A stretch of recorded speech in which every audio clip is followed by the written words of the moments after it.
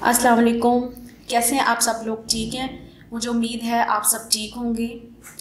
अल्लाह ताला हम सब पर अपना खास करम फरमाए, आमीन। तो मैं डॉक्टर फ़ायज़ा। आज का जो हमारा टॉपिक है वो है एलर्जी, नज़ला ज़ुकाम और दमा।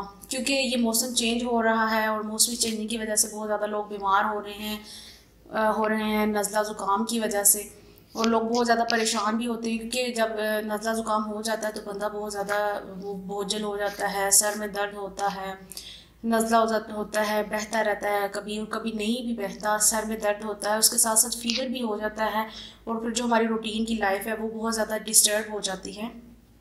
तो इसलिए आज का जो मेरा मौजू है वो है नज़ला ज़ुकाम और एलर्जी। सबसे पहले तो मैं बताऊं कि जो नज़ला ज़ुकाम है ये रतूबत होती है जो कि बहती है नाक के ज़रिए, और जो रतूबत हमारी नाक के ज़रिए बह जाती है इसको हम कहते हैं ज़ुकाम। और जो रतूबत बहती नहीं है, ज़ुकाम के नाक के ज़रिए बाहर नहीं बहती, वो हमारे अंदर गले की तरफ उतरती है, तो उसको हम नज़ला बोलते हैं।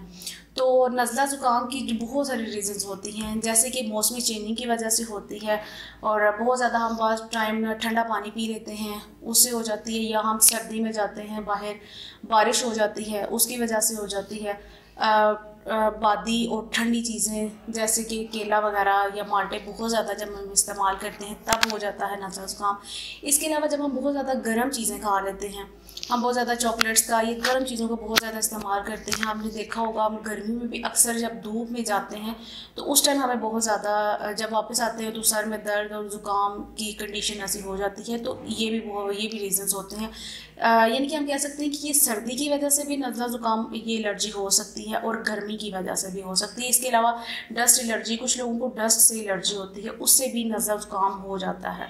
तो आज मैं आपको लोगों के लिए लेकर आई हूँ एक आसान सा नुस्खा कि जो कि आप लोगों के घरों में मौजूद है। आपको किसी भी टाइम अगर आपको फील हो कि आपको ज़ुकाम हो रहा है, सर में दर्द हो रहा है, तो आपको कहीं बाहर जाने की ज़रूरत नहीं है। बिल्कुल आसान सी चीज़ें मैं आपको बताऊँगी, आप वो इस्तेमाल करें।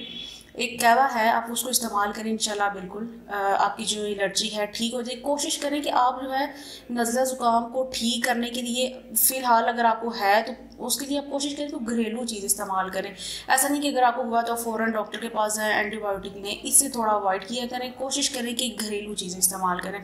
तो ये आप देख रहे हैं, ये अदरक है, तो आप हस्बे ज़रूरत आप अदरक ले लें, थोड़ा सा अदरक ले लें और इसको जो है पानी में डालकर, यानी कि उसको पकाएं, इसका कहवा बना लें। और जब ये कहवा तैयार हो जाए तो उसमें ना 1 कप चम्मच जो है, छोटी चम्मच या बड़ी चम्मच, जितना भी आपको टेस्ट के हिसाब से आप ले लें, ये शहद डालें। और 1 कप आप सुबह पिएँ, 1 कप आप शाम को पिएँ, तकरीबन 6-7 दिन लगातार ये इसको इस्तेमाल करें।